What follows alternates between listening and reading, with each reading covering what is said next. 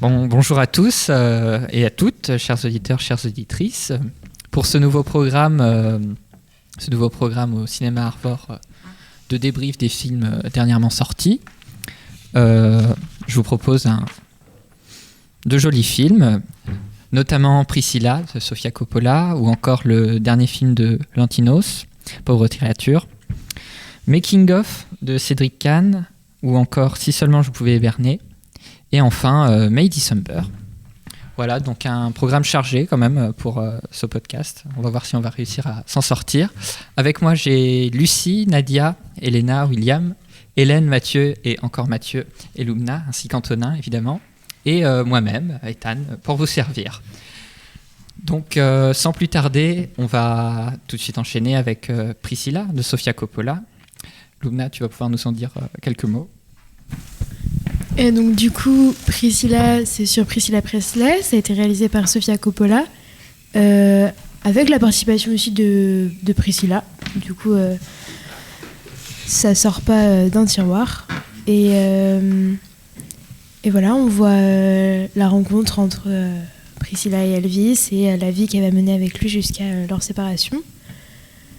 Du coup, moi j'ai été un peu déçue. Je l'ai trouvé... Il y a quand même la patte de Priscilla, le jeu sur les couleurs, il y a vraiment l'esthétique de Sofia Coppola, mais ça rattrape pas tout. Le film, c'est que de la forme. Le fond, moi je l'ai pas trouvé...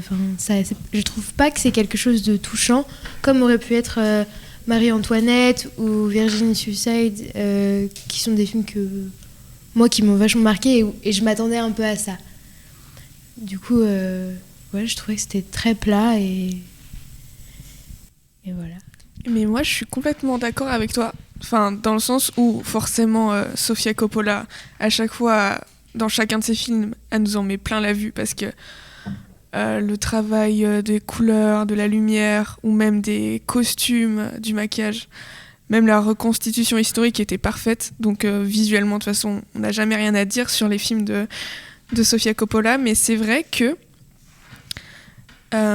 personnellement, quand moi j'étais allée voir Elvis de Baz Luhrmann, c'est vrai que c'est quelque chose qui déjà m'avait un peu, déçu. Le fait que toute l'histoire justement avec Priscilla avait été un peu mise sous le tapis, qu'on n'en avait pas trop parlé et que même la différence d'âge et tout, c'était quelque chose qui n'avait pas du tout été abordé.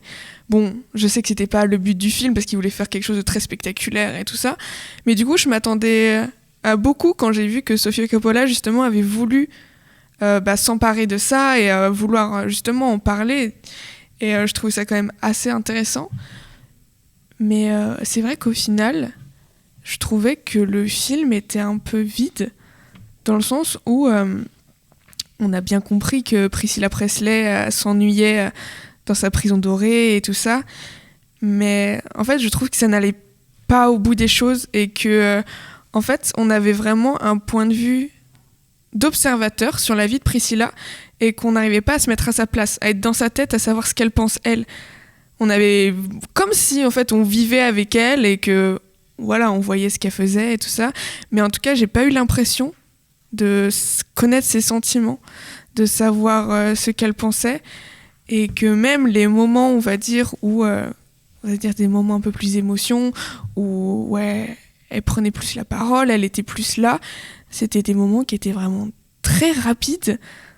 Et voilà. Et moi, personnellement, j'aurais aimé plus aimé... en fait, savoir ce qu'elle pensait par rapport à l'emprise psychologique qu'Elvis avait sur elle, comment est-ce qu'elle vivait les choses par rapport au fait qu'il la trompait et tout ça. Et je trouve que tout ce côté vraiment psychologique, en tout cas, moi, je ne l'ai pas vu. Et du coup, j'arrivais pas à me mettre à sa place. J'avais pas d'empathie, en fait, pour le personnage de Priscilla. Et du coup, j'étais pas spécialement... impactée par ce qui lui arrivait. J'avais un regard très lointain en fait. J'étais impactée, mais comme n'importe qui pourrait être impacté en voyant ce qui lui arrive, mais j'avais pas ce côté où je ressentais en fait ce qu'elle ressentait avec elle, et ça j'ai trouvé ça un peu dommage personnellement. Je trouve que le film réussit très bien au début à rendre compte de la dimension très dérangeante de la différence d'âge. Ça marche très bien. Mais justement, ça se transforme, oui, en un ennui et ça devient plus, donc... oui, ça devient limite une relation normale. Les autres personnages ne semblent pas tant que ça déranger, voire cautionnent cette relation. Et oui, donc il n'y a pas vraiment d'éléments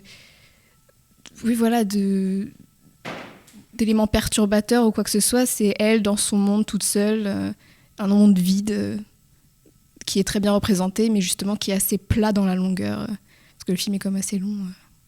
Moi, je trouve que peut-être, je sais pas trop, mais peut-être que parce que moi ici j'ai ressenti effectivement pas mal de mouvements, de temps de longueur, de lenteur. Je me dis peut-être que c'est juste le reflet, en fait, de justement de son ennui, du fait que ok, effectivement moi aussi j'ai pas ressenti énormément d'empathie pour le personnage. Néanmoins, je pense qu'il y a un côté un peu figé, quoi. C'est-à-dire qu'elle est entre fascination, emprise, et puis elle est très jeune. On a l'impression qu'elle est vraiment, en fait, c'est pas qu'elle peut pas faire autrement, mais elle est dans cette emprise, elle est dans quelque chose de vraiment figé, en fait. Enfin, moi, ça m'a donné un peu cette sensation. Et à la fin, quand elle part, on voit bien ce sentiment qu'elle a, voilà, un peu de liberté, etc. Et peut-être que, là, moi, je sais pas du tout ce qu'a voulu faire Sofia Coppola, mais je trouve que ça renvoie cette image-là, en fait.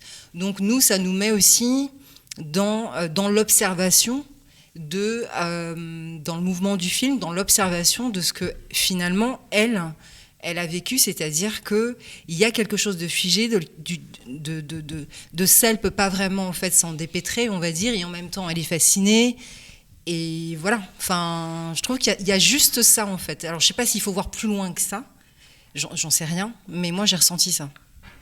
Mais moi je suis d'accord avec toi que justement, je trouvais ça très intéressant le fait que justement ils n'ont pas voulu se la jouer spectaculaire. Ou justement ils montrent l'ennui comme tu dis, parce que forcément sa vie c'était ça, c'était principalement de l'ennui, il lui arrivait pas grand chose. Mais ça je suis complètement d'accord avec toi que c'est très bien justement de ne pas avoir à chercher justement à créer des événements qui peut-être n'ont pas existé. Mais moi ce que j'aurais vraiment aimé, et que je n'ai pas lu le livre mais qu'a écrit Priscilla Presley, mais je pense qu'à ce niveau-là il est peut-être plus intéressant. C'est une supposition vu que je l'ai pas lu, mais je pense que dans le livre, du coup, on doit peut-être avoir plus accès à sa psyché, justement, à ce qu'elle pensait, comment elle ressentait vraiment les choses. Et en fait, c'est surtout ça, moi, qui personnellement m'a, on va dire, plus dérangée dans le film et qui m'a laissé sur ma faim. C'est vraiment tout ce côté où, justement, j'aurais vraiment aimé savoir ce qui se passe dans la tête d'une femme qui, justement, est dans une relation très toxique, en fait. Et justement, tu parlais de la fin. Et moi, la fin, je l'ai trouvée, déjà, c'est sûr que quand on regarde un film, on a toujours cette attente que la fin soit spectaculaire, surtout dans ce genre d'histoire. À la rigueur, c'est pas très grave, mais moi, ce qui m'a un peu perturbée, c'est la chanson. Comment elle s'appelle ? Je connais plus le titre. Oui, c'est ça, la chanson de Dolly Parton, justement, qui dit « Je t'aimerai toujours ». Et ça, j'ai trouvé ça un peu étrange, parce que quand même, elle le quitte, parce qu'elle se rend compte qu'au final, il avait quand même... c'était une relation hyper toxique, qu'il avait une emprise sur elle et tout, elle arrive enfin à s'en défaire. Et il y a une chanson qui dit « Je t'aimerai toujours ».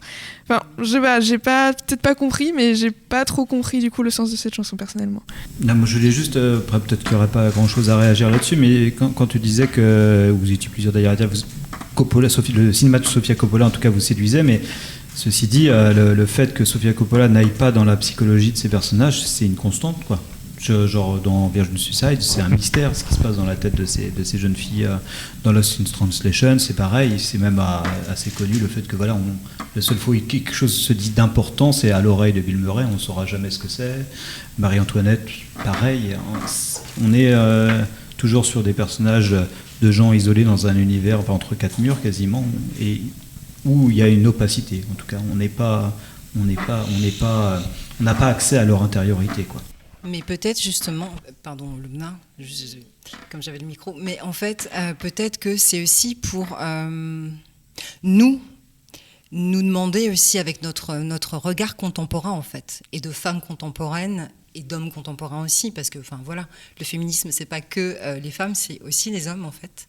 Et nous, avec notre regard, donc de femmes contemporaines, puisque j'en suis une, donc en fait, c'est de se dire, mais et toi, à sa place en fait, comment toi, t'aurais réagi? Enfin, je trouve que dans ce que tu disais, ça m'a fait penser à ça. Et à Will Always Love You, en fait, c'est juste qu'elle est très jeune et que c'est son premier amour. Et que oui, peut-être, probablement, ça j'en sais rien, mais on peut, en tout cas moi je peux m'imaginer que oui, elle l'aimera très certainement toujours, et c'est bien le problème un peu de la fascination et de l'emprise en fait. C'est que ça l'a marquée à vie en fait. Donc il y a quelque chose d'elle qu'elle a laissé de manière définitive en fait, qu'elle lui a laissé, qu'elle lui a donné, qu'elle lui a laissé en fait. Et c'est sa jeunesse, c'est sa pureté, c'est voilà tout le symbole qui va avec. Donc moi c'est ce que j'ai compris dans I Will Always Love You quoi. Enfin, moi je reviens sur le livre tout à l'heure dont on a parlé. Enfin, alors je suis pas une pro de Sofia Coppola, mais c'est le seul film où j'ai vu qu'il avait quand même été coécrit avec la femme du film. Enfin, et du coup, moi j'en ai limite tiré cette analyse qu'elle-même elle est un peu dans le déni de sa vie. Bon, je vais très loin, hein, c'est un peu exagéré, mais quand on voit les scènes assez violentes, quand Elvis il s'énerve, qu'il lui fait prendre des drogues, on n'est pas choqué. La mise en scène elle n'est pas là pour choquer le spectateur en mode oh regarde là c'est pas bien, mais plus oui j'ai fait ça avec Elvis, bon il m'a jeté une chaise à la figure, mais c'est pas grave hein. Et moi ça m'a limite donné l'impression qu'en fait Priscilla elle a vécu dans une cage dorée dans sa maison, mais aussi dans sa tête. Ce qui se passait avec Elvis, elle se rendait pas compte par sa naïveté de jeune fille, mais comment elle était doublement enfermée et par elle-même dans sa tête. Et du coup que maintenant elle le raconte encore avec des paillettes, comment elle était traitée, considérée comme c'était un peu son petit caniche en vrai. Il lui achetait des jolies robes, il la coiffait bien, c'était sa petite poupée. Bon, ça c'était son premier amour, mais le contrôle qu'il y avait, il est impressionnant. Et elle le raconte avec tellement de légèreté, et c'est ça que je reproche au film, c'est que le fond, ça raconte pas grand-chose à part montrer des jolies choses. C'est une très jolie peinture en fait. Oui, mais je suis complètement d'accord avec toi, et c'est justement peut-être ça aussi le problème du film, c'est peut-être le fait que Priscilla Presley y a participé, et je pense que c'est aussi peut-être... de toute façon, c'est un peu le problème que je trouve qu'on retrouve dans la plupart des biopics, c'est que soit, quand ça se passe dans l'intimité, on peut pas savoir ce qui se passe, donc on est obligé d'intégrer des éléments fictionnels, ou soit justement, on peut se baser sur des biographies, ou même sur les personnes, si elles sont encore en vie, mais du coup, ça peut être aussi biaisé, forcément. Parce que, comme tu dis, sûrement que Priscilla Presley, elle a voulu aseptiser les choses, soit consciemment ou inconsciemment, je sais pas, même si ça vient d'elle. Mais en tout cas, c'est sûr que c'est étonnant, on va dire, que le fait que Priscilla Presley était là, et quand même qu'elle ait énormément participé au film, et que Sofia Coppola a aussi, du coup, forcément, c'est aussi basé sur le livre qu'elle a écrit. On va dire que tous ces éléments... Tu pourrais dire que ça rendrait le récit le plus vrai possible, mais c'est vrai que du coup, moi, comme tu disais, je trouve qu'on le ressent pas et que c'est quand même très en surface, quoi. En fait, on voit vraiment que la face immergée, non, pas immergée justement de l'iceberg, mais justement la face qui n'est pas immergée, et voilà. Moi, j'ai l'impression qu'il y a juste, en fait, que ça raconte cette histoire d'acceptation. C'est-à-dire, elle accepte indépendamment, inconsciemment, consciemment, je sais pas. Moi, j'arrive pas à... On pourrait effectivement se dire, voilà, de ce que vous dites là, c'est-à-dire qu'on aurait aimé quelque chose de plus conflictuel, qu'elle se rebelle, qu'elle lui dise, mais... je peux pas le dire... va te faire voir quoi, enfin stop en fait, qu'elle lui dise stop, arrête en fait. Sauf que cette histoire encore une fois d'emprise et de fascination fait qu'il y a quelque chose qu'elle accepte au-delà en fait de ce qui se passe. Et je trouve que c'est à cet endroit-là en fait que ça vient nous interroger. Alors oui, elle y met des paillettes, mais parce qu'en fait, elle était tellement jeune que ça reste quand même quelque chose de... Elle n'arrive pas à avoir un regard, en fait, rebelle, critique, au sens où nous, en fait, bien évidemment qu'il en serait hors de question. C'est sûr, c'est évident. Mais il y a quelque chose de ce film, en fait, qui dit aussi, ouais, mais là, en fait, bah voilà, en fait, elle accepte ça. Elle l'accepte parce qu'elle est sous emprise. Oui, mais justement, moi, je pense qu'on s'est mal comprise parce que moi c'est pas du tout quelque chose en fait que je reproche au film justement, parce que justement ça c'est la réalité et on sait toutes de toute façon que même le féminisme c'est pas forcément que représenter des femmes fortes et qu'évidemment il y a des femmes qui sont sous emprise et que c'est comme ça, et ces femmes on doit pas les invisibiliser pour autant juste parce qu'elles sont pas spectaculaires quoi. Et que ça fait partie de la vie et que les relations toxiques c'est ça en fait, c'est que tu acceptes des choses que tu devrais pas accepter, mais ça c'est normal, mais c'est plutôt le côté, moi ce qui m'a dérangé c'est c'est normal, non c'est pas normal de les accepter hein.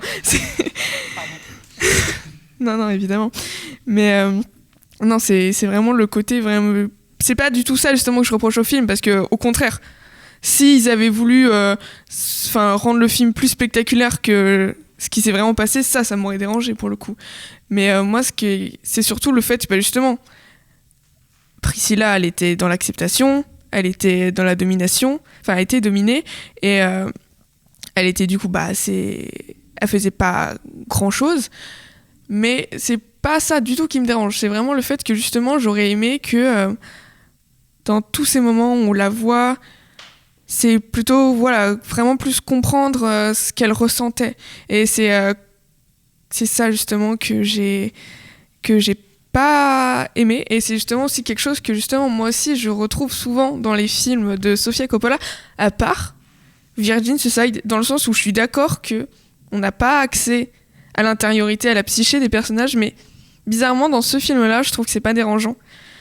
Mais c'est vrai que que ce soit par exemple avec Marie-Antoinette, c'est aussi quelque chose qui m'a un peu dérangée, et en fait c'est quelque chose auquel aussi c'est personnel, c'est aussi comment est-ce que tu veux ressentir le film, mais moi en tout cas je trouve ça quand même important et c'est quelque chose qui m'a manqué. Juste pour faire la différence, c'est important de le noter, mais si Virgin Suicide ça peut être moins choquant, c'est que c'est relayé par un personnage, c'est que les jeunes filles elles sont vues à travers le regard des personnages des jeunes garçons qui sont les voisins. Donc fatalement, cette sorte de distance qu'on a par rapport au sujet de ces jeunes filles, le manque d'accès à leur intériorité, forcément, il est dans le film même.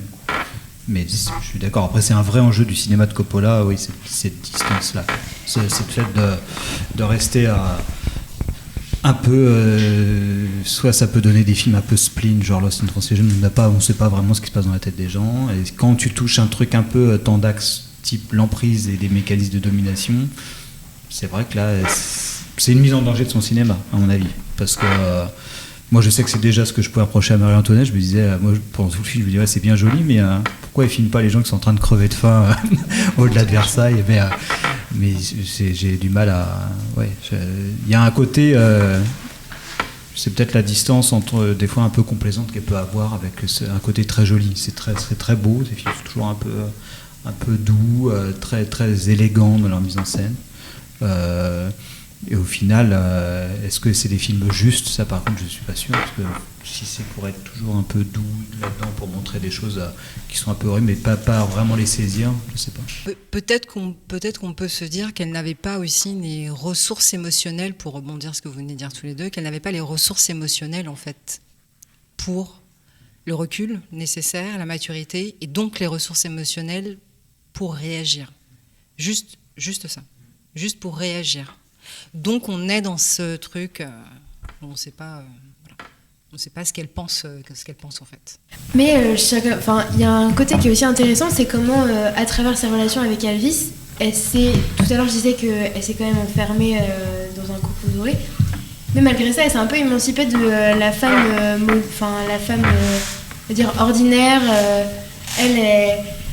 Elle vit une vie justement de paillettes, mais ça reste intéressant comment, quand elle est à l'école, elle vient, elle est toute maquillée, toute apprêtée, et c'est une forme de liberté. Au départ, sa relation avec Elvis, même s'il lui pose pas mal de barrières, c'est une nouvelle liberté pour elle, loin de ses parents, loin de tu fais ci comme ça, tu fais ci comme ça, où finalement elle retrouve un nouveau maître.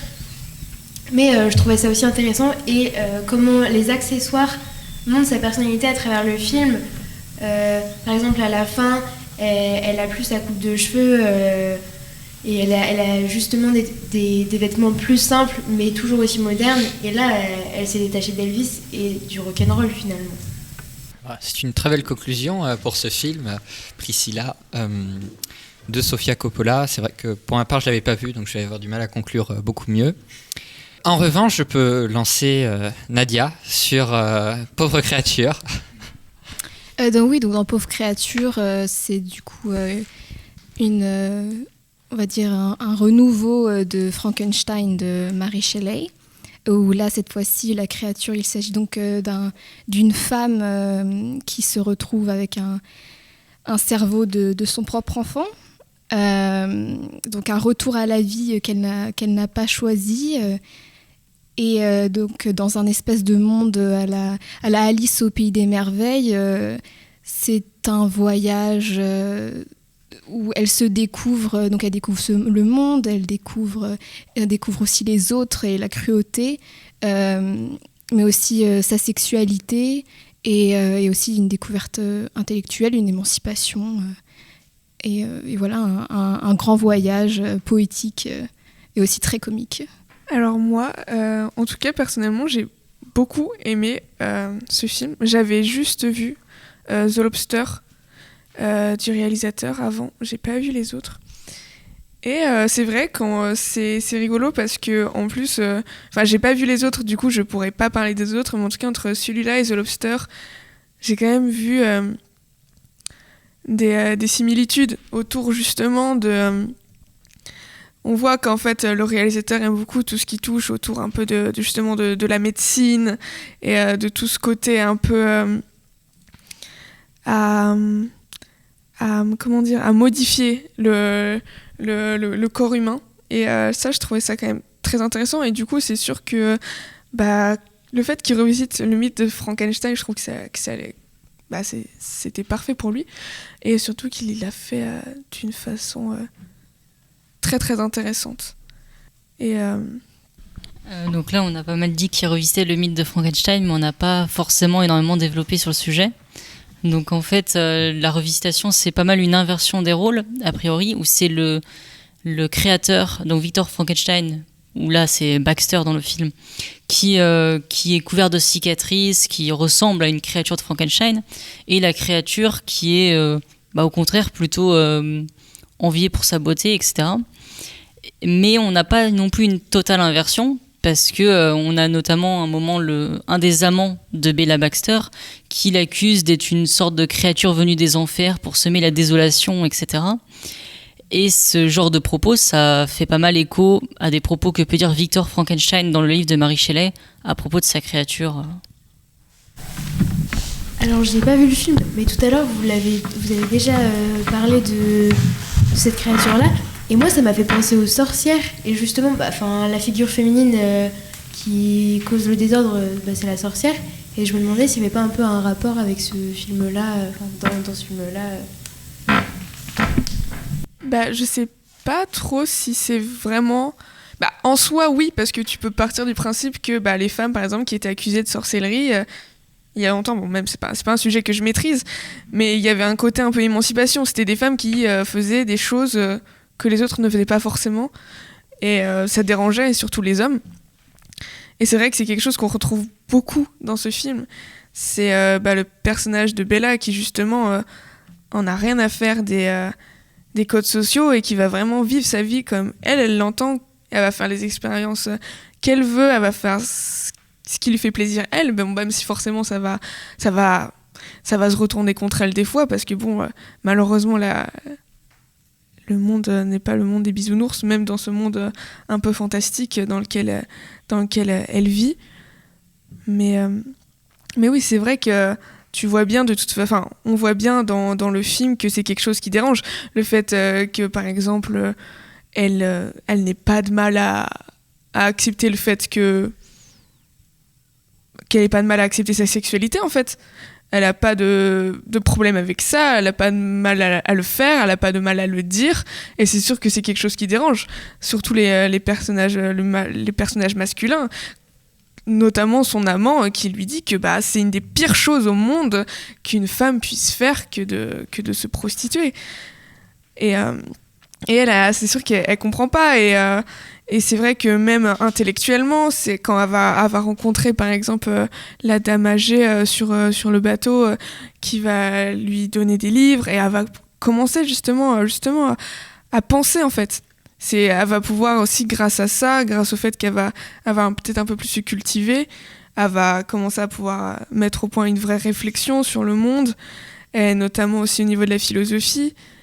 Et le fait justement, voilà, elle va devenir une femme qui sera en capacité de penser, de donner son avis, et on va dire de montrer, de dire ce qu'elle veut. C'est sûr que c'est quelque chose qui va déranger dans le film. Sur l'aspect justement de se renseigner sur le monde, etc., pour moi c'est vraiment un des cœurs du film, c'est l'idée que c'est une ode à la découverte du monde, à sortir de l'endroit où elle est enfermée, et où elle est enfermée à la fois dans la maison et dans un noir et blanc assez terne, et où elle va découvrir le monde plein de couleurs, chatoyant, etc. Et pour moi c'est vraiment le cœur du film, et la dimension émancipatrice qu'il peut y avoir passe énormément justement avec la découverte de ce monde et la découverte de différents regards à porter sur ce monde. Je pense notamment à un personnage qui est extrêmement cynique et pessimiste sur la vie, qui a un regard qui tranche avec celui de Bella, et Bella Baxter va garder quand même son regard tout en incluant le fait qu'il y a de la misère, qu'il découvre qu'il y a des pauvres qui meurent dans la rue, etc.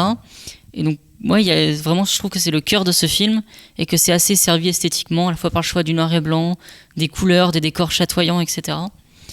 Vu que je parle de la forme, il y a quand même un élément qui m'intrigue un peu, c'est les plans un peu en fisheye, qui je trouve sont assez intéressants esthétiquement, mais j'avoue que j'ai du mal à comprendre pourquoi ces plans sont là, qu'est-ce qu'ils signifient, qu'est-ce qu'ils sont censés générer.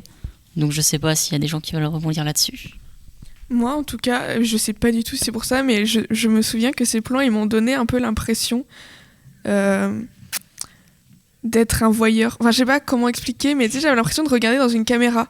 Et je sais pas du tout si c'était volontaire. En tout cas, moi, c'est un peu l'impression que j'ai eue. Tu sais, un côté comme si elle était surveillée pendant les moments où, justement, elle était avec son créateur, avec God, dans la maison. En tout cas, moi, c'était un peu ça. J'avais un peu cette impression qu'il avait toujours un peu un regard posé sur elle et sur ce qu'elle faisait, et qu'il la contrôlait. Ouais, c'est très possible que ce soit ça, parce qu'effectivement, il me semble que les fisheye, c'est uniquement quand elle est dans la maison, où elle est effectivement une sorte d'expérience pour Willem Dafoe, qui donc la surveille tout le temps. Donc effectivement, c'est fort possible que ce soit ça. Et par rapport au fisheye, oui, je suis très d'accord. Pour moi, il y a un côté très observation, et aussi le fait qu'elle est un peu bloquée dans cette maison. Elle est un peu enfermée. Mais je suis d'accord aussi sur le fait qu'il y en ait un peu trop. Et sur la fin, je comprenais pas leur sens, en fait, parce qu'elle est libérée, mais on a toujours ces plans qui semblent l'observer, donc j'ai pas forcément compris. Après, je pense que c'est un style de réalisation du réalisateur, parce qu'il y en avait déjà beaucoup dans son précédent film qui était La Favorite, où il y avait beaucoup de plans fisheye. Mais non, je pense que c'est un effet de style, voilà. Mais moi je trouve les plans très beaux, mais oui, justifiés, je trouve qu'ils n'ont pas spécialement de justification, sauf dans les 30-40 premières minutes. Voilà. Mais sinon, on a très peu parlé de l'humour, que je trouve vraiment excellent. Je pense qu'on y est tous allés, on ne s'attendait pas à ce que ça soit une comédie, en fait. Et il y a un cynisme total dans certaines scènes qui sont très drôles, où il y a un vrai décalage entre tous les personnages qui marche énormément. Mais voilà, on a beaucoup ri devant le film. Et je dirais un dernier truc qui est, pour moi, il y a quand même un petit ventre mou dans le film, où je trouve que le film se perd un peu quand on arrive sur les scènes à Paris. On ne sait pas trop où le film veut aller, même sur les dernières scènes sur le bateau. On a un peu compris quand elle rencontre cette femme plus âgée, on comprend où le film veut aller. Mais pour moi, il se perd un peu, et ce qui fait que j'ai décroché à ce moment-là, Et après j'ai repris, et il y a aussi cette scène où le mari arrive à la fin, et je pense qu'on pensait un peu tous que le film serait fini quand le mariage arrive, et quand le mari arrive à ce moment-là, moi je sais que j'ai un peu soupiré en me disant ah zut, il reste encore 20 minutes, en fait je pensais que c'était fini. Même si ce qui se passe avec le mari est très intéressant, mais pour moi je me suis dit oh non, ça va encore continuer, c'est pas terminé. Après, je trouve que ça aurait été assez décevant de finir sur un mariage, ça aurait été un peu cliché. Et sinon, pour le côté où on sait pas où le film va aller, moi j'ai pas du tout trouvé ça dérangeant, parce que justement il y a ce côté découverte du monde, de l'inconnu, où justement elle sait jamais à quoi s'attendre. Et par exemple, c'est comme quand elle découvre qu'il y a des gens pauvres, ça sort de nulle part, on s'y attend pas et ça pose pas de problème. Et à ce niveau-là, je trouve qu'il y a un côté un peu qui me fait penser un peu à Eraserhead dans l'approche du film. On sait jamais ce qui va se passer, on sait juste que ça va être étrange et beau, et on se laisse un peu porter par l'univers, l'esthétique, et voilà. Moi, je suis complètement d'accord avec Elena. Et moi, ça m'a pas du tout dérangé parce que moi, j'ai trouvé que le film est passé hyper vite. Après, je suis d'accord avec toi que quand le mari est arrivé, bah moi, ça m'a pas dérangé parce que j'ai pas trouvé de longueur et que moi, ça aurait pu continuer encore plus longtemps, ça m'aurait pas du tout dérangé. Mais c'est vrai que ça fait un côté... tu peux ressentir un côté ajout à l'histoire. Mais... justement, c'est comme ce que disait Elena et que je trouve très intéressant, c'est le fait que ce soit vraiment un voyage initiatique et qu'elle découvre plein de choses. Et un peu comme un enfant, tu sais, avec qui t'es en train de discuter et d'un moment, son attention va être portée sur quelque chose, il t'écoutera plus et il sera juste fixé sur le truc. C'est un peu ça, en fait, Bella. C'est qu'à chaque fois, en fait, t'as l'impression que sa vie est un peu posée. Mais non, elle a autre chose à découvrir, autre chose qui arrive. Et justement, c'est ça aussi qui est trop bien. Et c'est aussi quelque chose qui est bien, c'est que justement, pendant tout le film, il y a un peu un antagoniste masculin qui essaye d'avoir une emprise sur elle, et qu'en fait même à la fin, ou enfin quand tu penses que c'est la fin ou qu'elle va se marier et tout, en fait tu découvres que non.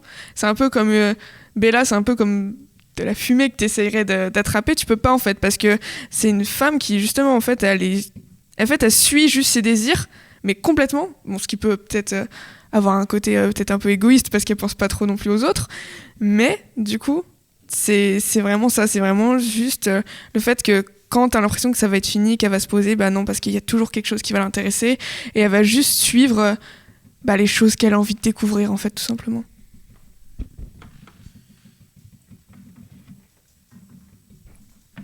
Non, si tout le monde a donné son avis, oui, moi-même j'ai pu beaucoup apprécier le film. Voilà, l'humour a été très très agréable, le cynisme c'est vraiment merveilleux. Voilà, et puis justement, oui, le fait que Bella, ce soit un enfant qui va à droite, à gauche, qui fait ce qu'il veut et qui fait fi des règles qu'on essaye de lui imposer, c'est vraiment génial. Au-delà de ça, c'était une très belle conclusion, merci Lucie. Et on va aller sur une touche un côté un peu plus comique, du moins en théorie, avec Making of. Je t'en prie, William. Eh bien moi, Making of, déjà dans un premier temps, je pense que je vais un peu galérer par moment parce qu'en fait le film donc raconte un film dans un film, donc un tournage. Donc il y a des moments ce sera peut-être un peu confus, je vais essayer d'être le plus clair possible. Donc nouveau film de Cédric Kahn qui revient très vite après le procès Goldman, qu'on avait je crois débriefé ici en plus, qui avait été plutôt apprécié il me semble. Et donc là, comme j'ai dit, qui raconte un film qui essaye de réaliser donc, le personnage de Denis Podalides, qui est nommé Simon dans le film, et qui veut à tout prix faire son film donc, sur une usine qui a été fermée par des grands patrons et vendue, il me semble, et que donc, tous les employés se sont fait virer, et donc il y a une histoire vraie en plus dans la fiction, qui est tournée avec en figurant tous les employés qui se sont fait virer. Donc essaye de faire un drame un peu social, tout ça, et qui se fait malheureusement couper les fonds par un des plus gros producteurs du film, parce que, j'en parlerai après, mais parce qu'ils veulent pas faire une happy end, et donc ils se retrouvent très très en galère, parce que moins 1 million en plein milieu du tournage, c'est compliqué, et du coup... il essaie par tous les moyens de faire son film avec la fin qu'il veut faire, et avec à côté en plus un jeune aspirant qui rêve de faire du cinéma et qui se retrouve avec une caméra dans les mains et est chargé de faire le making of où en fait il filme tous les dessous du film, et parfois un peu dégoûtant. Enfin, je vais en reparler. Et donc, premièrement, ce que j'ai bien aimé dans le film, c'est l'utilisation de Jonathan Cohen, qui est parfois décrié à raison parce qu'il est pris n'importe comment dans les films. C'était le cas avec le Astérix Obélix de Guillaume Canet, où on prend Jonathan Cohen et on lui demande de jouer Marc de La Flamme. Et donc ça n'avait pas vraiment de sens. Et là, pour le coup, du coup, c'est encore une fois méta. Donc on lui dit, dans le film, c'est dit, Jonathan Cohen joue donc quelqu'un qui est très prolifique dans la vie et qui là est engagé dans le film alors qu'il correspond pas forcément au rôle, mais on sait qu'il va faire vendre. Donc et du coup il joue très très bien parce que il joue les scènes du film où il est insupportable et en même temps extrêmement drôle, et après quand il joue le film dans le film, il en fait des caisses, c'est n'importe quoi, il gueule dans tous les sens et en plus il veut toujours s'attirer la lumière sur lui, et pourtant au final il est effacé dans le film, on le voit pas tant que ça, et juste les scènes qu'il a suffisent à elles-mêmes et sont assez marquantes et assez drôles pour marcher. Et après, il prend pas tout le film pour lui, alors que c'est Jonathan Cohen, on pourrait s'attendre à ce qu'on veuille capitaliser sur lui, et pourtant c'est pas forcément le cas. Et donc j'ai trouvé ça vraiment génial d'utiliser Jonathan Cohen de cette manière. Et sur le reste, je trouve que à la fois le concept marche, mais que du coup il atteint ses limites, parce que du coup tout ce qui se passe dans le tournage en fait finit par se répercuter dans la vie des autres personnages, et donc ce qui fait qu'on a 2 fois la même histoire limite à chaque fois, et donc ça peut devenir un peu, c'est ce que j'arrivais pas à mettre des mots sur ça en sortant de la salle, je savais pas trop ce qui m'avait dérangé, et en fait au final je pense que c'est ça, c'est que juste qu'on voit 2 fois les mêmes choses, et que du coup au final ça finit par forcément un peu nous lasser.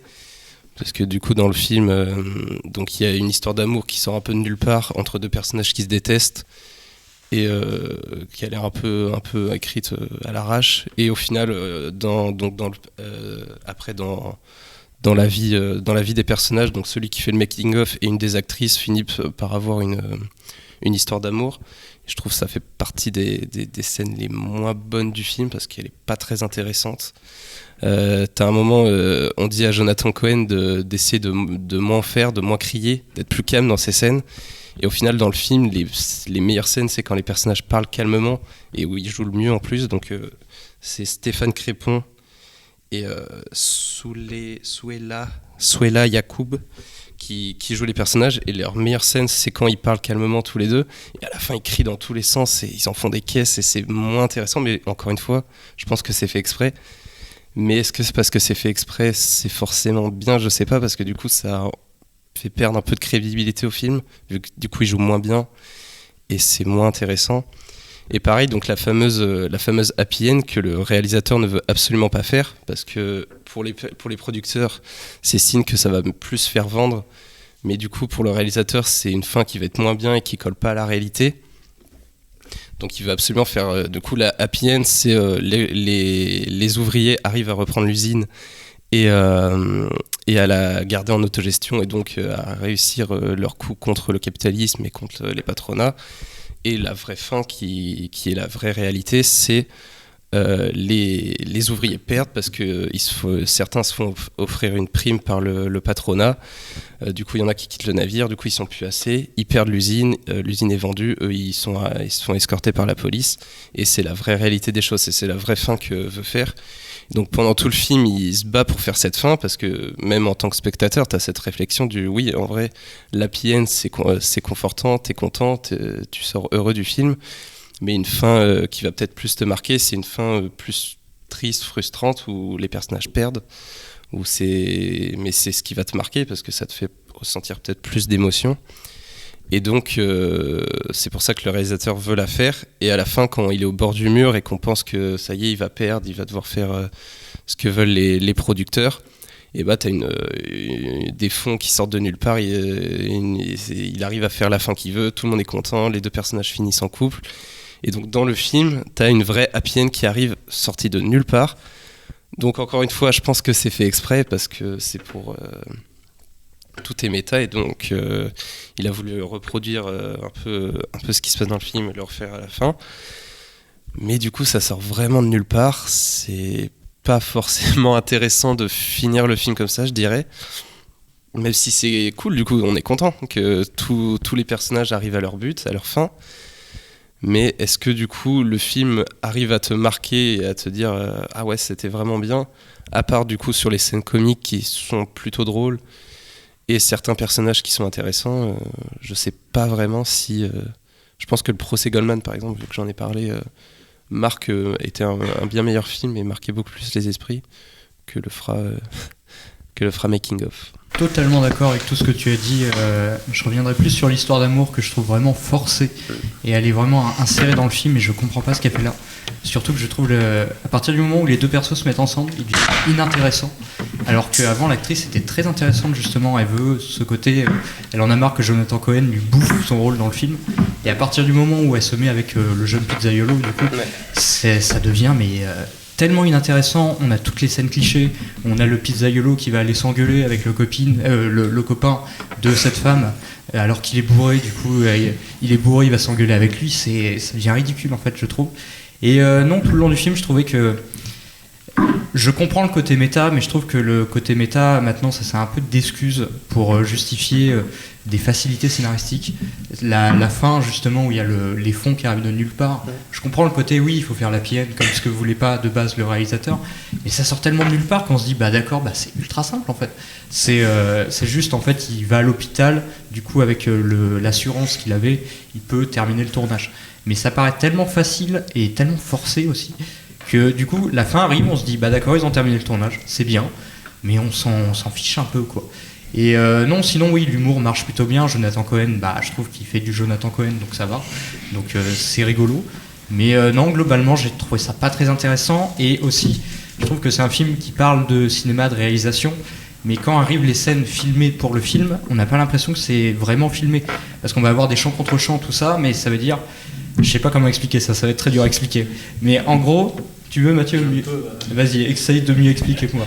Et par rapport à ça, justement, c'est au tout début du film, on commence avec les ouvriers qui débarquent dans l'usine pour justement la prendre d'assaut. Et en fait, on a justement des contre-champs, en fait, donc on va dire du réalisateur qui a réalisé Making of, je sais plus comment il s'appelle, le réalisateur du film. Comment ?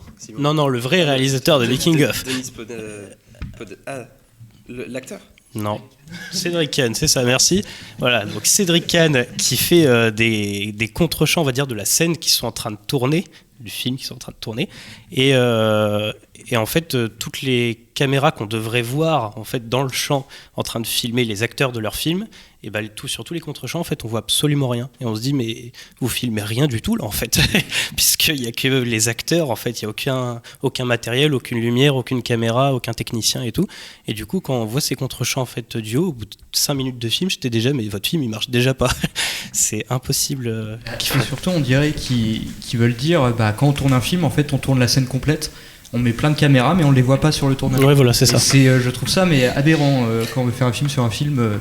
En fait, ils ont choisi la facilité, quoi. C'est le côté, on s'emmerde pas, on tourne 20 plans en même temps et tout va bien, quoi. Mais surtout qu'il y a un moment où on revoit la scène, du coup, où il y a énormément de caméras utilisées, où ils vont forcer cette usine. On voit la scène filmée de haut, mais on voit aucun caméraman sur la scène, quoi. Et ouais, voilà. Ils veulent nous faire croire que juste ils filment une porte, mais ils refont toute la scène. C'est n'importe quoi. Bah, pareil, dès les premières minutes, on a le premier assistant qui fait le making-of, qui arrive en plein milieu du plan et qui se met devant l'actrice pendant qu'elle joue sa scène. Je me suis dit, mais il est complètement con. Enfin, tu sais pas ce que c'est un making-of ou tu peux filmer pendant qu'il filme, mais te mets pas devant l'actrice pendant qu'elle joue sa scène, quoi. Et du coup, il y a plein des éléments comme ça. Je me disais, mais il y en a aucun qui connaît son métier ou... Et puis oui, juste pour revenir 2 minutes sur l'histoire d'amour, ça faisait très justement rajouter, parce que on l'enlève, en fait, le film il fait 45 minutes. Et ça fait vraiment là le réalisateur qui s'est dit, bah faudrait qu'il dure un petit peu plus longtemps, du coup on va rajouter cette histoire, on va la raccrocher. Mais ouais, mais en fait c'est ça, parce que pourtant je trouve que leur première scène quand ils sont sur le toit, parce qu'elle a pété un câble sur Jonathan Cohen, elle marche super bien. Je trouve que les deux acteurs jouent super bien et franchement c'est super cool ce qu'ils se disent. Et à partir du moment du coup où ça se concrétise, ça devient beauf. En plus, du coup, on occulte totalement le fait que de base, elle se faisait dans le film, dans le tournage, Jonathan Cohen essayait au plus de garder la lumière sur lui et de pas la laisser, lui laisser des scènes où elle est toute seule, où elle prend un peu les devants. Et ça, c'est occulté. Du coup, on n'en parle plus trop. On continue de parler que Jonathan Cohen est assez toxique sur le tournage et tout, enfin son personnage, mais elle du coup on reste que sur l'histoire d'amour, quoi. Donc c'est pas terrible, mais sinon si aussi il y avait quelque chose qui marchait bien aussi, c'est donc encore une fois il y a ce truc méta où dans le film le personnage de Jonathan Cohen essaie de motiver les ouvriers, et quand ils veulent plus parce que c'est trop dur ce qu'on leur demande, il les fait culpabiliser en mode ouais, c'est la solidarité, vous devrez avoir honte si vous partez maintenant, on n'a pas fait tout ça pour rien et tout. Et donc à la fin du film, quand il y a vraiment plus d'argent, donc à la fin du film bon bref, c'est compliqué. À la fin du film, vraiment, donc pour tourner le film, ils ont plus d'argent, vraiment plus rien, et qu'ils demandent aux techniciens de le faire gratuitement. Et donc, où certains, ceux qui ont genre les maquillages ou les trucs comme ça, disent oui. D'autres qui ont des métiers plus compliqués vont dire bah non, c'est pas possible, on peut pas ne pas être payé, parce que du coup on essaye aussi encore là de les faire culpabiliser en mode c'est la beauté de l'art, c'est pour faire un film, vous vous rendez compte, on n'a pas fait tout 4 semaines de tournage pour rien, machin. Et le mec dit mais non, il y en a un qui s'énerve beaucoup et qui dit mais moi je porte des trucs lourds toute la journée, la beauté de l'art c'est bien beau, mais je peux pas faire 2 semaines sans être payé.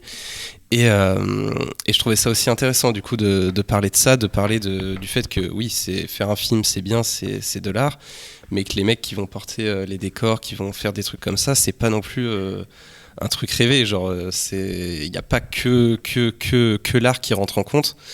Donc je trouvais ça intéressant d'en parler, même si je trouve que ça reste minoritaire. Je sais même pas si je pense que c'est fait exprès de faire la méta que les deux trucs se répercutent dans les deux histoires. Mais voilà, du coup je voulais dire ça, que c'était intéressant de parler de ce côté-là. Oui, c'est peut-être un film qui va un peu trop dans tous les sens en fait. Là on a surtout beaucoup parlé du fait que c'était un bateau qui commençait à dériver. Mais on cumule les histoires d'amour, il me semble qu'il y en a 2, du coup, à peu près.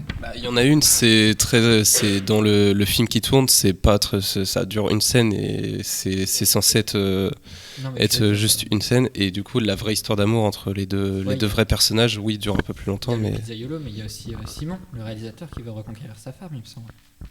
Ah ouais, ça, bah tu vois, j'y avais même pas repensé tellement elle est là, oui c'est vrai, mais c'est ça, c'est que, mais j'y avais pas repensé, dans ouais. tous les sens, c'est ce que disait Mathieu. À la base, ça devait sûrement être un moyen métrage. Écoute. C'était peut-être l'inverse, hein. Ça se trouve ça durait 5 heures et au contraire, ils ont ramassé ça en 1h30, peut-être. Hein. Il y avait 6 histoires d'amour en plus, c'est ça qui arrive. Ouais. Vivement le Blu-ray. Donc moi j'ai pas vu le film, mais il y a l'air quand même d'avoir de grosses erreurs. Est-ce qu'il peut y avoir un plaisir nanar à voir le film ou pas du tout? Non. Alors, je suis un fervent admirateur de nanar, pas tellement là j'avoue. Pas plus fait rire que ça dans le côté nanardise non plus. Non, en plus, je sais pas, le film, effectivement, il y a plein de défauts, mais je crois que, quand on en parlait la semaine dernière, il n'est pas si désagréable à regarder, je trouve. En tout cas, effectivement, on peut toujours... Après, le côté nanardeux, non, presque pas assez. Il faudrait vraiment un degré de folie supplémentaire pour arriver là-dedans, et je pense pas tant que ça. C'est à la fois la charge et la décharge du film. Le film est relativement sage et relativement bien confectionné, on va dire, quoi. Si jamais il avait eu des sorties de route, ça à la limite pourquoi pas, quoi. Je serais assez client de ça, mais non. Mais c'est ça, ouais, pour moi, c'est le mot, il est pas désagréable à regarder personnellement. Ça se laisse. Je m'ennuyais un peu à la fin parce que c'est ça part dans tous les sens et ça m'a un peu perdu. Mais globalement, l'humour marche bien. Ça joue globalement bien sauf sur certaines scènes et c'est pas désagréable, c'est le mot. Donc ça peut-être en fait pas un bon film, il y en a peut-être qui vont vraiment pas du tout aimer parce qu'ils vont être saoulés, mais globalement c'est correct. Voilà, c'est un film un peu oubliable, mais où on peut profiter lorsqu'on le regarde, c'est le plus important surtout. Pour poursuivre, sans transition hein, comme toujours, un film mongol, qui était d'ailleurs le premier film mongol à être sélectionné au Festival de Cannes, Si seulement je pouvais hiberner. Je ne m'aventurerai pas à essayer de nommer la réalisatrice. Hélène, je te laisse essayer peut-être. Non, moi non plus du coup. Mais ouais, non. Moi déjà pour commencer, j'ai beaucoup aimé le film. C'est un très beau film qui raconte quand même une histoire assez dramatique, avec une dimension sociale, politique, éducative. Pour faire rapide, c'est l'histoire en fait d'une famille monoparentale, puisque la mère est seule à élever ses 4 enfants dans une yourte. Donc dans un environnement très hostile où il fait très froid, c'est assez pesant à ce niveau-là. Et on arrive effectivement le premier pan du film dans la yourte, avec effectivement quand même ce sentiment de confort et de chaleur autour de cette cheminée qui est indispensable à la survie de cette famille. Et le côté dramatique aussi et politique, c'est qu'on découvre effectivement un contexte de pauvreté, de misère en fait, puisqu'ils n'ont quasiment pas d'argent pour vivre, et la mère en plus est alcoolique, le père est décédé, et on a cet adolescent là qui a, je sais pas quel âge il a, peut-être 12, 14, 15, je sais plus exactement en fait à quel niveau scolaire il est, mais qui endosse en fait complètement le rôle en fait à la fois du grand frère, de la mère et du père, quoi. En fait, en vrai, c'est lui qui porte en fait cette famille, puisque la mère sombre totalement dans l'alcoolisme. Et d'ailleurs, elle disparaît en fait à un moment du film. Elle va chercher du travail ailleurs et on la voit quasiment plus. Et on y reviendra peut-être, sauf à un moment où voilà, c'est une très très belle scène du film quand on l'entend chanter. Et voilà, je pense qu'on aura l'occasion d'en rediscuter. Et je trouve que c'est aussi un film qui raconte l'histoire de la jeunesse aussi, parce qu'il y a ce tissu social, ce réseau un peu entre voisins qui participe en fait. En tout cas, l'adolescent peut compter sur son voisinage. Il peut compter effectivement sur d'autres adolescents aussi qui lui proposent du travail, puisque c'est un adolescent il faut absolument qu'il travaille. Pour pouvoir subvenir en fait aux besoins de ses frères et sœurs. Et je trouve que ça raconte quelque chose d'assez dramatique en fait, de cette jeunesse un peu pas en perdition, mais qui doit en fait faire avec cette hostilité, cette espèce d'héritage en fait qu'on lui laisse, et de voir un peu comment les jeunes en fait sont obligés finalement de se débrouiller avec ça, et comment ils peuvent faire en tout cas. En tout cas, je trouve que ça apporte un regard là-dessus qui est intéressant et assez bouleversant. Moi, c'est un film qui m'a bouleversée par ailleurs. Je pense qu'on aura l'occasion de rediscuter peut-être de la relation aussi qu'il entretient avec sa mère. Alors, je l'ai vu avec mon cher compère Ethan, et tout ce qu'on s'est dit à la fin du film, c'est qu'il faut qu'on arrête de voir des films à deux. Donc ça veut peut-être dire ce qu'on a pensé du film. Non, on est sûrement passé à côté, je dirais ça, voilà. On a trouvé le temps long, voilà. J'ai trouvé que l'histoire était assez classique. J'ai l'impression un peu d'avoir déjà vu ça quelque part. Je comprends totalement que ça ait pu te bouleverser, voire même te toucher. Je ne juge absolument pas, hein, voilà. Mais moi, je sais que je suis un peu passé, voilà, à côté. Alors que j'adore ce genre de film. Je m'étais dit que j'aimerais beaucoup, mais pas du tout. Et non, je sais pas quoi dire d'autre, à part que oui, le temps était assez long. Et si, il y a un chien qui meurt dans le film, et moi j'en ai marre des chiens qui meurent. Je pense que là, c'est juste pour renforcer le côté triste et larmoyant, ça m'a juste saoulé en fait. J'ai pas besoin d'avoir un chien qui meurt pour pleurer. Donc voilà, c'est un peu tout ce que j'ai retenu du film. Mais c'est tout ce que j'ai à dire. Toi, Ethan, qu'est-ce que tu en as pensé ? Oui, c'est ça, c'est peut-être la prévisibilité du scénario qui m'a un petit peu dérangé. Mais au-delà de ça, c'était la première fois que je voyais un film mongol, pour être honnête. C'est très beau, la Mongolie. Par contre, ça a l'air très pollué. Hein. Voilà, et puis... Non, les plans des paysages étaient charmants. Hein. C'est vrai que dans la brume et tout, les steppes. Mais c'est vrai qu'au-delà de ça... au-delà du scénario, en fait, moi, tout ce qu'il y avait autour, j'ai su apprécier ça. Les acteurs, les 3 enfants, c'est vrai qu'ils ont un jeu impeccable, quoi. Moi, j'ai pas trouvé quoi que ce soit à redire. Après, bon, en même temps, je suis pas spécialiste du jeu d'acteur. Encore moins. Mais oui, c'est... Voilà, c'est ce que disait Mathieu. Je suis peut-être passé à côté du film parce qu'il était à côté de moi. Je sais pas. Je sais pas comment rebondir après ça en fait. Ok, parler du côté dramatique, je pense, c'est juste une affaire de sensibilité aussi, ok. C'est juste ça. Moi, ça vient me parler parce que ça raconte une histoire aussi quand même d'une blessure. C'est-à-dire que c'est un gamin qui porte en fait. Il est à la fois dans son rôle à l'écran et pas dans son rôle dans la vie. C'est pas son rôle. Donc je trouve que ça questionne aussi ça. Et moi, c'est ça qui m'a touchée. En fait, c'est ça qui m'a émue. C'est de me dire, mais ouais, peut-être que moi, je suis trop sensible et que voilà, et c'est comme ça. Mais moi, c'est venu me parler là. Et c'est ça que je trouve touchant. Cette charge en fait qu'il a, cette charge mentale, physique aussi, parce qu'on le voit trimer à l'écran, quoi. On le voit porter en fait, porter sa charge mentale et porter sa charge physique, puisque c'est lui qui va chercher le charbon tous les jours. Et c'est ça. Et c'est pas son rôle. Et il est obligé de le faire. Et en même temps, il y a cette relation très conflictuelle avec sa mère. C'est sa mère. On imagine qu'il l'aime. Et pourtant, quand le chien, quand il y a cette scène de la mort du chien, je crois qu'il dit, voilà, je déteste ma mère. Et ça aussi, c'est quelque chose qui porte.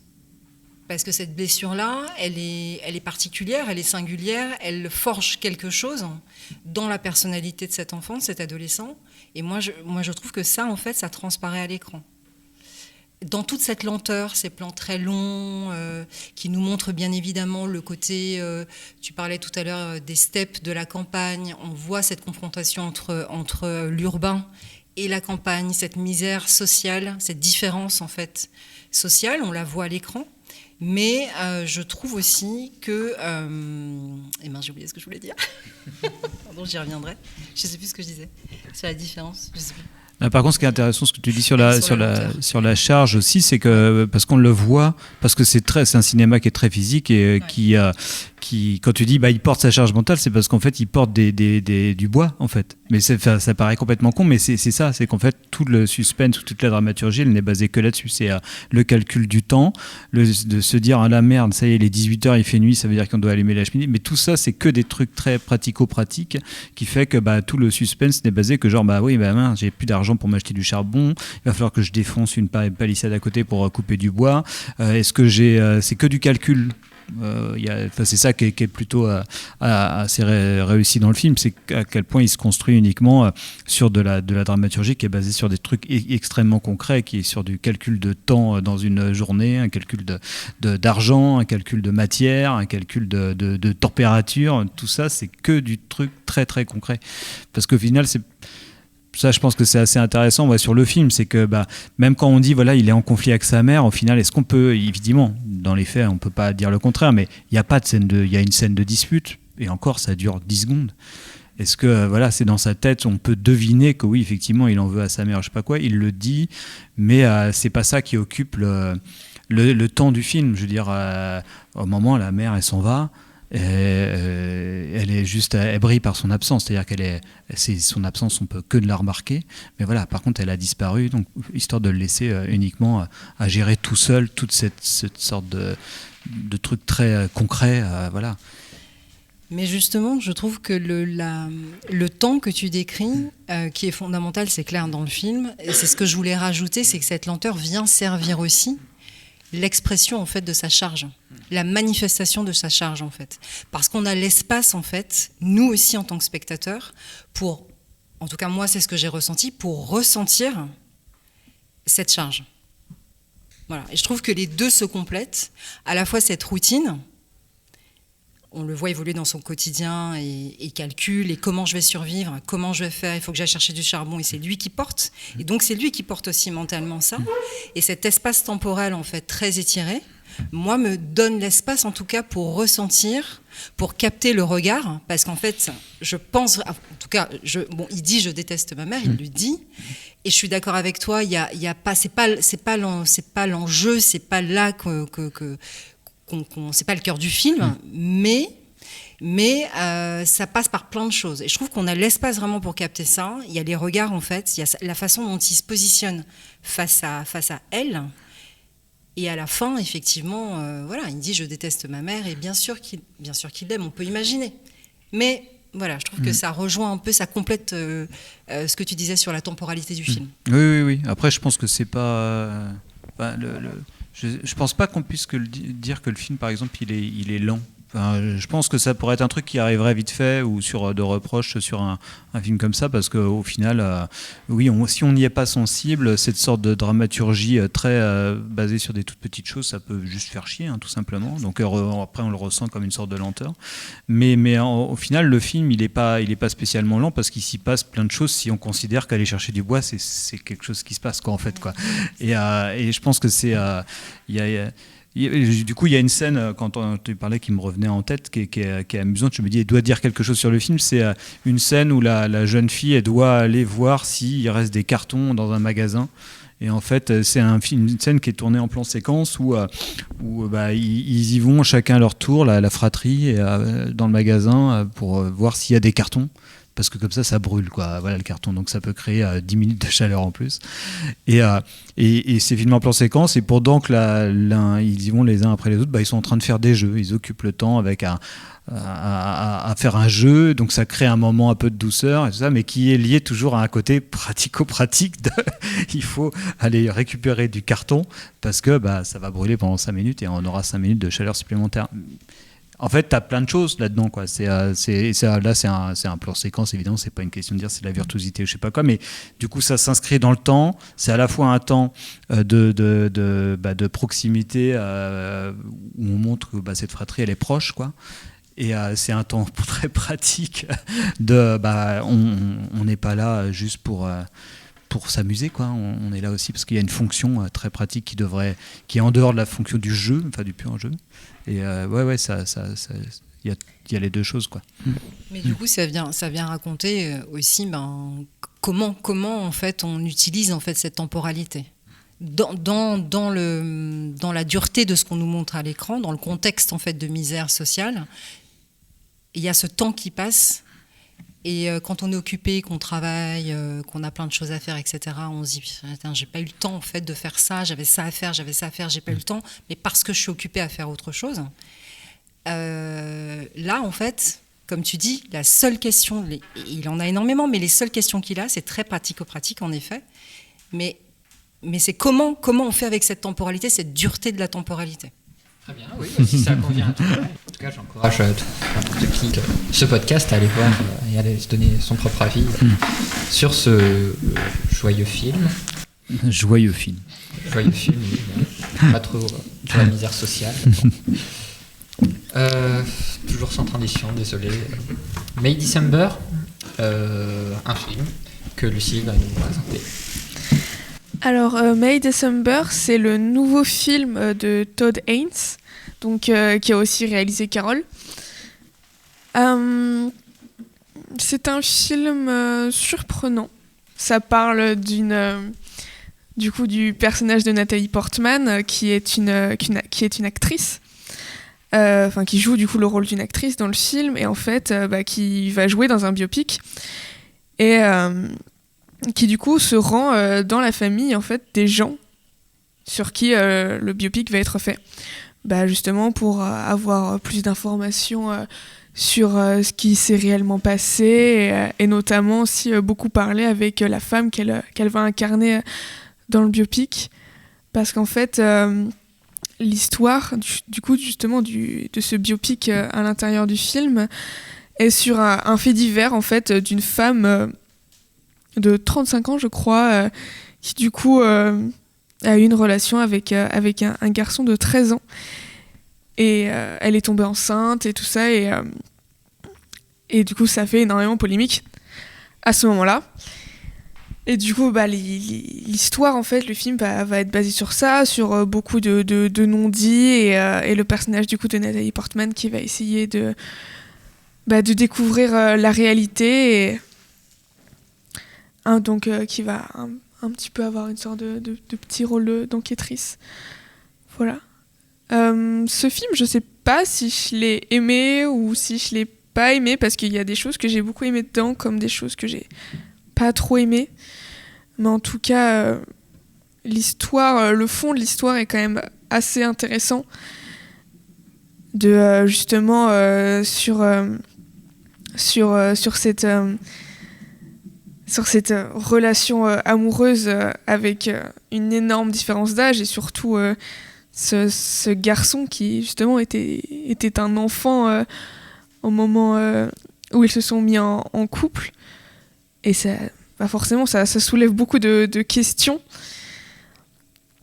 Et aussi de voir justement maintenant ce couple, les deux sont adultes, et de voir comment ils vivent les choses, comment est-ce que la relation est entre eux, ça aussi c'est intéressant. Merci. Non, je sais pas si c'est la meilleure façon de commencer, mais oui, le personnage du coup de Joe qui était super intéressant dans son immaturité et dont on se rend compte de plus en plus. Surtout la scène que j'ai beaucoup aimée sur le toit avec son fils, quand justement c'est le fils qui l'initie à la drogue et donc où cette fois-ci c'est lui qui est le petit jeune garçon et oui, c'est cette complicité qui aussi se révèle assez déchirante quand les effets de la drogue lui font se questionner sur son rôle de père. Donc voilà, tout plein de petits moments comme ça qui montrent des fissures dans la relation et des fissures qui deviennent de plus en plus grandes sans pourtant éclater. Il n'y a pas vraiment de scène de grosse confrontation comme on pourrait s'y attendre à la fin, mais qui rendent quand même compte de cette relation asymétrique et de manipulation, surtout la manipulation on voit quand le personnage de Natalie Portman joue la lettre. Enfin, elle lit la lettre que Gracie avait écrite dans le début de leur relation. Et donc, on voit cette relation qui n'est pas toute rose, quoi. Pas vraiment romantique et très dérangeante. Moi, j'ai trouvé en tout cas que le personnage, enfin l'acteur du coup de Joe, donc Charles Melton, il jouait vraiment très très bien parce que justement, il a toujours en fait un peu deux personnalités, donc forcément il est père, il est adulte, il a dans les 35 ans lui aussi du coup dans le film à ce moment-là, donc voilà, il joue quand même son rôle d'homme en fait, de père de famille, de mari, mais il a toujours aussi ce côté toujours très innocent aussi avec ses papillons, enfin je sais pas, mais je trouve qu'il y avait vraiment un côté très sensible, un peu enfantin. Et qui est un petit peu attachant et qui du coup est un peu triste parce que du coup ça révèle quand même certaines choses et surtout quand la fameuse scène où il a une sorte de confrontation dans la chambre avec Gracie et que là tout son côté justement enfantin un peu intériorisé, cette part de lui qui n'a jamais grandi parce que on lui a pas permis en fait de finir en fait son enfance. S'il jouait ça en fait à la perfection et c'était assez triste et touchant d'un autre côté et de voir justement cet homme qui est dans une relation assez... Pas une relation saine en tout cas, je saurais pas trop décrire c'est quoi comme relation, mais en tout cas c'est pas vraiment normal. Et de lui qui se rend compte qu'au final, notamment grâce du coup au personnage de Nathalie Portman, qu'il a pas vécu sa vie en fait, qu'il a un peu mis sa vie en suspens depuis qu'il a commencé à avoir depuis que Gracie est tombée enceinte et tout ça, et que il a pas vraiment pu expérimenter des choses, pu vivre sa jeunesse, et que il a sûrement des regrets, et parce qu'il a juste pas pu en fait.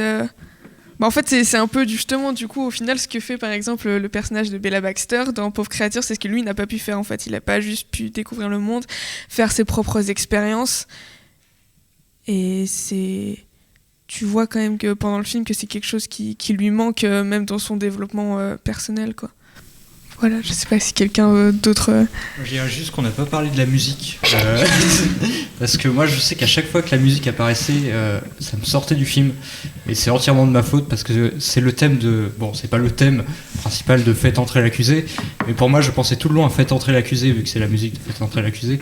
Et du coup, ça me sortait directement du film, parce que ça me faisait rire, voilà. Mais sinon, non, le film, je ne m'en souviens pas. Parce que, sans me vanter, bien sûr, j'y suis allé avec mon cher compère Mathieu il y a 5 mois au Festival de Deauville, où on l'a vu. On était dans de très mauvaises conditions parce qu'il faisait très chaud dans la salle, il n'y avait pas de climatisation ni d'air, donc les 2 heures étaient très très longues. Mais non, on n'a pas parlé du jeu de Julianne Moore et de Nathalie Portman, qui est pour moi incroyable dedans. Et je les trouve juste parfaites, et même, oui, l'acteur principal est assez incroyable. Et la scène du toit, je me souviens que de cette scène, parce qu'elle était très sympa. Mais voilà, j'ai aucun souvenir du film. Voilà. Si, il y a un serpent à la fin, parce que j'aime pas les serpents, voilà, c'est tout. D'ailleurs, pour rebondir sur ce que tu dis, justement que Julianne Moore et Nathalie Portman jouent trop bien, et ça je suis d'accord avec toi. Et surtout au niveau de Nathalie Portman, parce qu'en fait, pendant tout le film, en fait, tu vas voir son évolution, en fait, où elle va calquer son jeu sur le jeu, en fait, de Julianne Moore, parce que justement, elle est censée, en fait, pour son rôle dans le biopic, s'imprégner de cette personne, de Gracie. Et ça, pour le coup, surtout au moment du monologue, justement, dont tu parlais, Nadia, et elle a vraiment les mêmes mimiques que Julianne Moore. Et ça, c'est aussi quelque chose que on a pu voir après dans la conférence qui était filmée, on voyait, où Nathalie Portman du coup répondait à des questions des spectateurs, et justement elle disait que c'était un gros travail entre elles de collaboration, où justement Julianne Moore en fait cherchait justement à avoir des caractéristiques assez visibles dans son jeu, que justement Nathalie Portman pourrait calquer aussi. Et ça, c'était quelque chose de très intéressant, une sorte vraiment de ce côté mise en abîme en fait, où Nathalie Portman est une actrice qui joue une actrice qui doit... Est-ce que du coup elle a pas... Enfin bref, je me perds, mais c'est difficile à dire, mais ça c'est vrai que c'est un truc que j'ai trouvé assez intéressant. Mais après je suis d'accord avec toi que la musique, on en parlait tout à l'heure, mais c'est vrai que moi je trouve que c'est un des gros défaut du film, et que je pense que vraiment sans ça, c'est vraiment un film que j'aurais trouvé, je pense au moins peut-être 2 fois mieux. Mais ouais, moi je trouve aussi que ça marche pas, et que ça rend le film un peu kitsch des fois à certains moments, et j'ai trouvé ça un peu dommage personnellement. Vous nous avez vendu du rêve là avec ce film, non? Je pense que tout le monde a su ce qu'il avait à dire. Tout le monde a dit ce qu'il avait à dire, excusez-moi. Ah, Linda. Alors, c'est pas sur le film, mais c'est quand même en général. Donc, sur les 5 films dont on a parlé, sur 3, c'est des adultes qui n'ont pas pu grandir, et un où c'est un enfant qui doit grandir trop vite. Pour cette fin d'année 2023, rentrée 2024, c'est pas mal. C'est pas mal. On était dans un thème en fait. Non, donc voilà, je pense que si ça convient à tout le monde, on va pouvoir s'arrêter là. Merci à tous. Antonin, je t'en prie. Oui, non, c'est pour dire, nous on est fans des films sur les relations toxiques à l'Arban. C'est notre kiff. C'est comme ça qu'ils font la sélection. Le cinéma de la masculinité toxique. Merci à tous, et puis à la prochaine fois.